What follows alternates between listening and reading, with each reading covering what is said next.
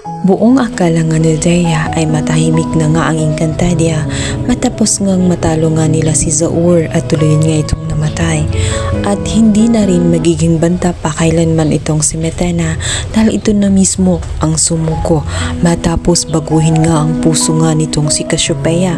Nasubukan nga niyang ipagtanggol ito at dito ito nakaramdam ng tunay na pagmamahal sa isang kapatid. Matapos kasing ialay ni Cassiopeia ang kanyang buhay sa kanyang kapatid ay unti-unting nawawala ang puot at galit sa puso nga nitong si Metena.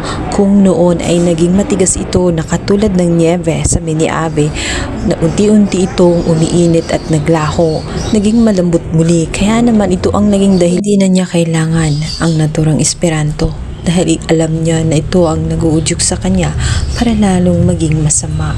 Wala na ang banta sa Encantadia. Subalit mapipigilan sila sapagkat biglang darating itong si Cassiopeia matapos nga sabihin nga ni Empre na siya na ang bagong bataluman.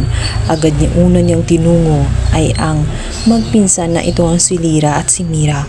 Laking gulat ni Mira dahil sa kakasalita niya at itong si Lyra na dahil ba nakakita ng isang para bang nakalimutan bigla nitong si Lyra na siya na rin siyang F3 at bakit siya matatakot sa kapwa niya multo.